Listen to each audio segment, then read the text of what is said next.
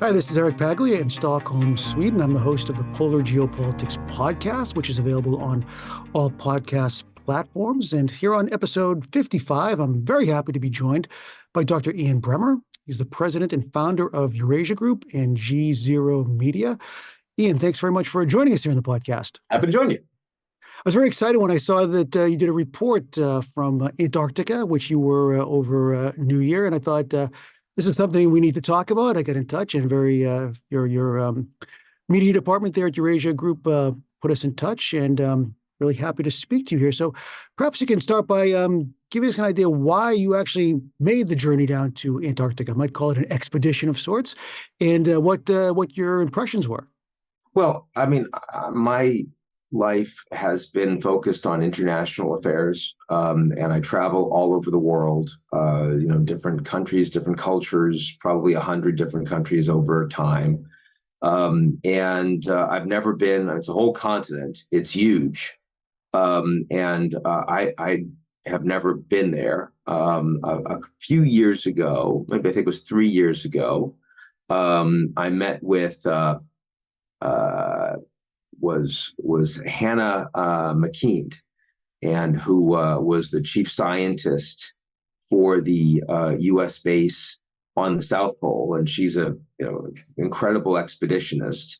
And I found her, first of all, her passion about the place and about the community, and how everyone there is doing their damnedest to keep it intact, really inspiring.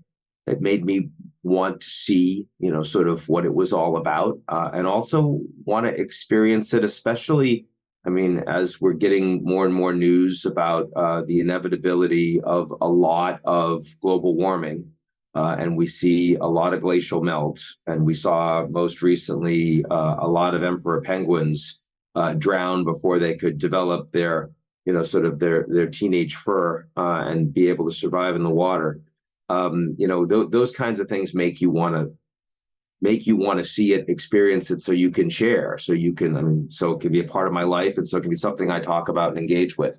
So, I mean, look, I'm not a thrill seeker at all. I remember when you had those crazy guys that went down to see the Titanic through a screen, and I was thinking, these people are insane. I have no particular desire to go into space. I like the planet I'm on. But I do feel like this extraordinary thing, this little ball, this improbable gift that we've all been given that makes me an existential optimist about life, is something I should learn as much about as I can. And for me, that's really about the geopolitics of the place. And there's not a lot of geopolitics in Antarctica, and I'm thankful for that, frankly. But it did seem like an awful large piece of the planet that at some point I was just going to need to get down there. And, spending a week, Christmas and New Year's, it meant, no Christmas with the family and all of that. So, it did require some groveling. But the reality is it wasn't all that hard to get down there. And so I was really delighted I did it. Science is a theme that I'd like to return to a little bit later on in this discussion. And this absence of geopolitics there, that's perhaps something we'll problematize in the course of this discussion. Yeah. And get some insights into what you mean by that. Of course, it's been quite a success story this past 60 years. Yeah. The Antarctic Treaty System has maybe kept geopolitics at bay for this time, at least on the superficial level. But the report, you gave a report for GZERO Media, and it was quite optimistic. But I'm wondering, just from your wide knowledge on geopolitics in general, do you see this idea of Antarctic exceptionalism, this success story of keeping geopolitics at bay, to keeping it sort of immune from the major tensions in other parts of the world? Do you see that as sustainable? Given all the problems, you have your Eurasia Group risk report of 2024 is quite grim. How long can Antarctica keep geopolitics outside of the continent? Well, look, first of all, as you know much better than I, we have this governing treaty, which is fairly thin, but nonetheless has stood up over the decades and is not, there's no need to renew it until 2048. So we've got 25 years, which is a very long time in today's geopolitical environment when our existing status should stand up. Now, you can argue, and a lot of people do, and I saw the recent RAND study that was pretty good, that did all of the kind of red teaming about what the Chinese might do and what the Russians might do and how you might see positioning around territorial claims and resource exploitation and use for, sort of satellites and experiments and all these things that could have national security impact. I get it, and that's what their job is, and I'm glad they're doing that work. But I want to take a more upbeat view. It's taken us a long time to figure out that climate change is real. It's taken us a long time to stop people from lying to us about it and prevent us from taking action. And there's a lot of damage that's going to be done as a consequence of that. But we now see provable, sustainable energy at scale, cheaper than fossil fuels. And, again, you got to build that out, and you need the infrastructure around it, and you've got to make sure it works in all the different sectors. It can't just be about electricity. It has to be, sort of about the entire grid. But by 2048, not only are we going to have a lot of really angry young people because you didn't actually take care of this before they have to pay for it. But by 2048, I would bet a lot of money that the world will be primarily powered by sustainable post-carbon energy, cheap, decentralized, post-sustainable energy.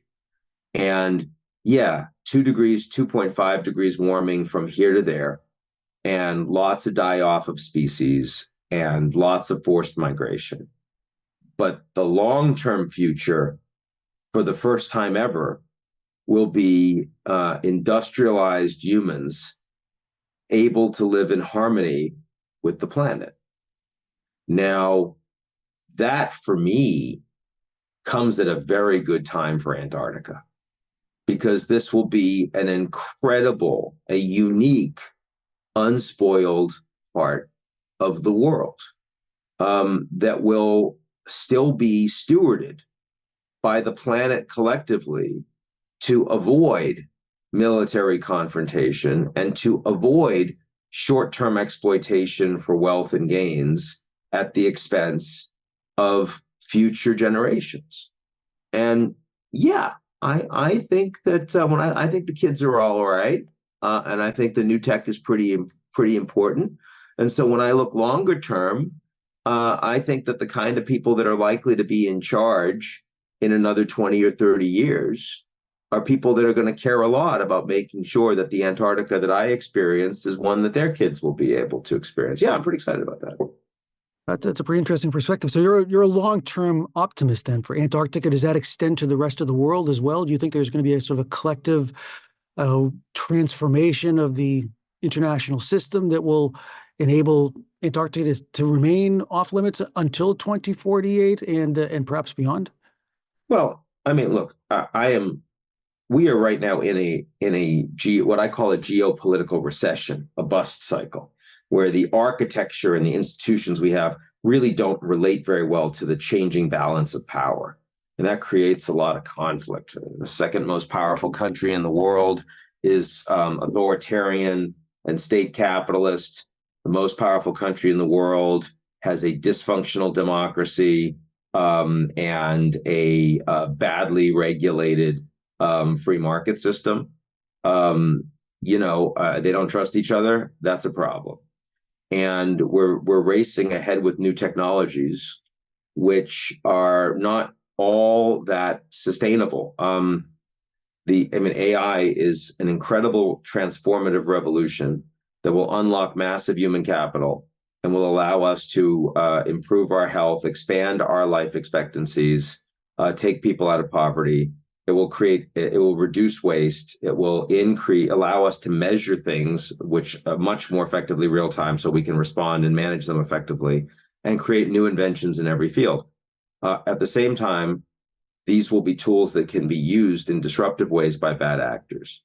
And what that means is that in the next 10 to 20 years, I think that either we're going to have a far wealthier, more rich, and longer alive, or we're not going to be here for much longer. So I can't tell. I mean, I think there's a good chance the Antarctic does fine and we don't. Let's put it that way. But I think that when I look at the next 25 years, I see an Antarctic that is extremely expensive to get to. There are no indigenous people.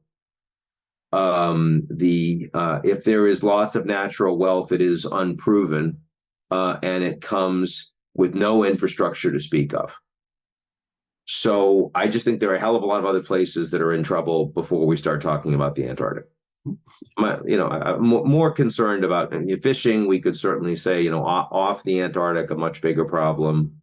And again, the emperor penguin population, if they may not be able to handle the transformation of climate. But of course, other than that, the wildlife you're talking about on the South Pole is pretty small, right? I mean, I was there for a week. I saw a lot of ice, fair amount of rock, a lot of ice, not a lot of animals, right? And that's the reality.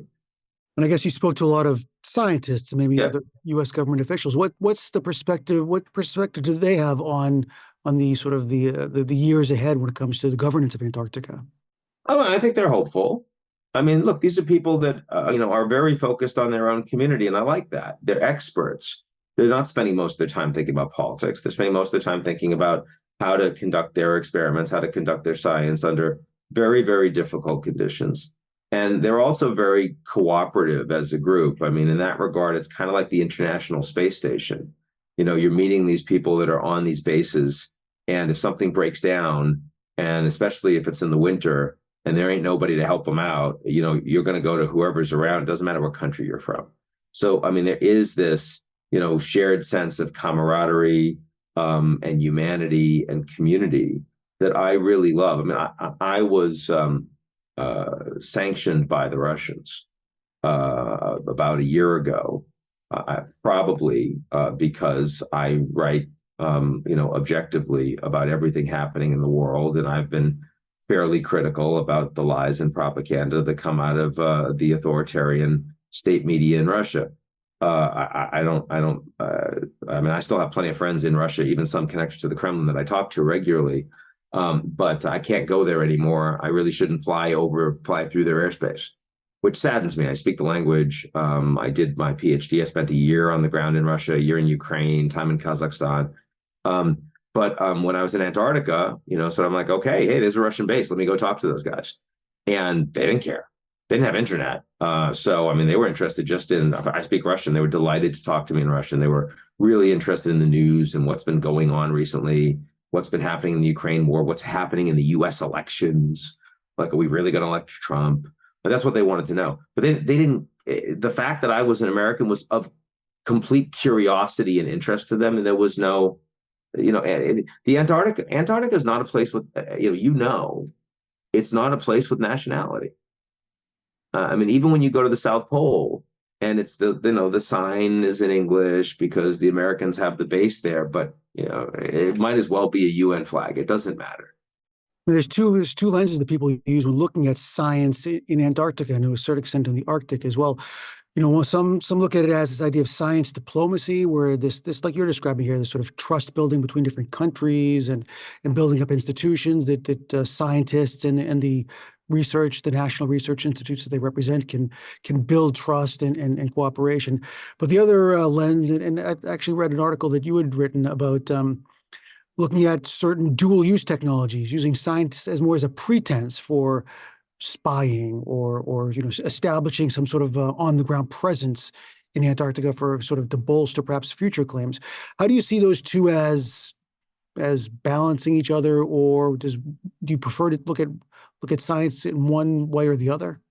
Of course, science has dual use applications, and when I look at my day job and the U.S.-China relationship and the export controls on chips and chip making and cloud computing and advanced technologies, we're increasingly seeing a level of decoupling which erodes trust and makes it hard for Americans and Chinese to research together, engage together, share stories, share humanity. And for reasons that I understand, but sometimes, you go too far, and that also can hurt you in the long term.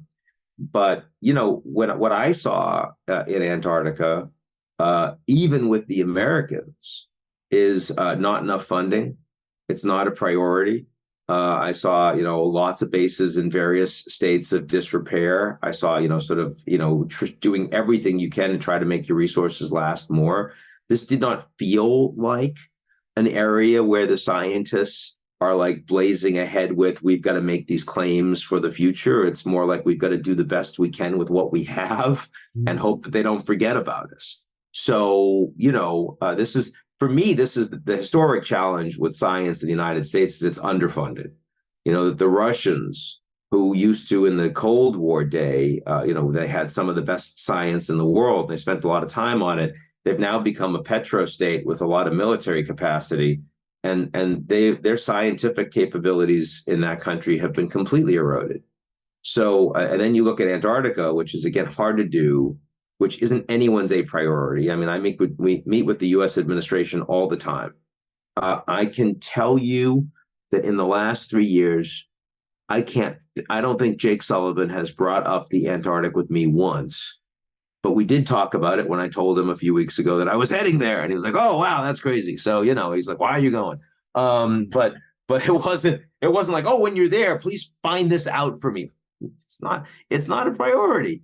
And, frankly, not being a priority for the people working on geopolitics is probably a useful thing.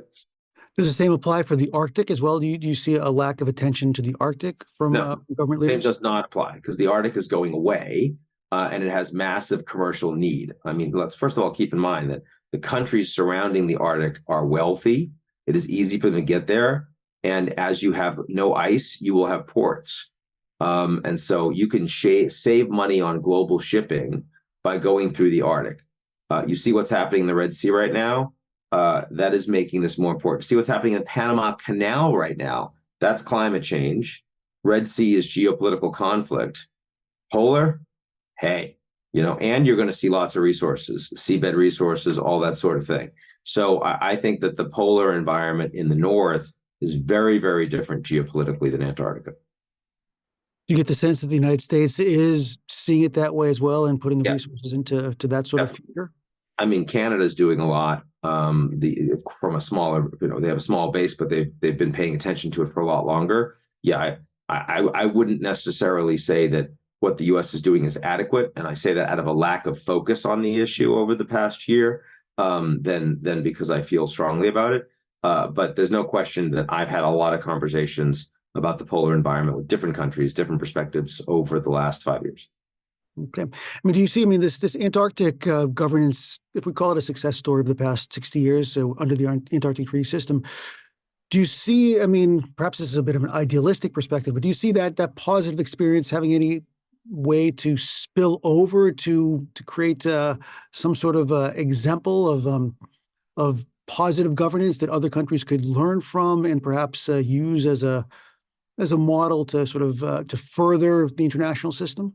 Well, it showed that we can do it. And remember, when we did do it, it was the first arms control agreement ever made between the Americans and the Soviets. That's what the Antarctic Treaty actually was. So that's exciting. And it was certainly, I wouldn't say it was the principal thing that motivated me to travel, but it was the principal thing that motivated me to talk about it when I was there and when I came back, is the fact that, there is a geopolitical relevance in showing the world that when we put our mind to it, we actually are capable of collective engagement for the future. This was really, that's what we were doing. There wasn't any urgency to it at that moment. But also keep in mind, we have a history, not just of war fighting. We also have a history of wonder and curiosity and exploration and progress. And the people that went to the South Pole, a lot of whom didn't make it, but they all were going there because it was there and humans needed to figure it out. And that's an incredible driver. And once we figure it out, we don't need to destroy it. That's the nice thing. And as we start thinking about space, and I worry, that the two people that are spending the most time talking about Mars are like Jeff Bezos and Elon Musk, who are incredible entrepreneurs and businessmen, but they're horrible civic models for the country and the world. And I don't want the solar system to be governed the way they would run their companies. I don't believe that capitalism should be the driver of how we think about global governance. And Antarctica shows that it's not just about GDP, that human beings have lots of values, and how we govern things frequently reflects those values. And so we need to show people that there are meaningful examples that aren't just about how much money I can make and how I can exert dominion over people that are less fortunate than I. And I think the Antarctic is a really good example of that. That's a good parallel. I mean, this idea of a global commons, which Antarctica is seen as, perhaps could be extended to some sort of cosmic commons to prevent the Musks and Bezoses of making claims. Yeah, I mean, that's not going to happen in near Earth orbit, unfortunately. It's way too late for that. But when we start talking about the moon and talking about Mars, and we are not far away from that. You saw Japan just became the 5th country to land on the moon just a few days ago. I think that it is high time to have those conversations, and the good scientists working on the Antarctic are probably the best spokespeople that we have among our 8+ billion to be talking from their experience about the way we want to think about governance off planet. Okay. Do you see any interface between your top global risks of 2024, which you published with Eurasia Group, and the polar regions? Is there anywhere where they intersect? Climate change, any other ways? Well, I mean, again, critical minerals and the fact that as we move into transition energy, new batteries and other demands for manufacturing and that supply chain are going to require a lot of resources that are found and will be found in the polar region in the north. That's going to lead to, I think, a lot of excitement, a lot of wealth generated. Greenland is already seeing this as well. So yeah, those geopolitics are definitely going to play out. Also keep in mind, though, that the polar region in the north can be better governed in part because most of the countries in the Arctic littoral are very multilateralist in orientation. They spend a lot of money on diplomacy. They're very engaged in international law and transparency, and that's helpful. The Russians are a notable exception to that. But when you're talking about the Canadians and the Nordics, Japan, you're generally talking about countries that are good global citizens, and that's an important thing. All right, Dr. Ian Bremmer, the president and founder of Eurasia Group and GZERO Media. Thank you very much for joining us here in the Polar Geopolitics podcast. Good talking, Eric.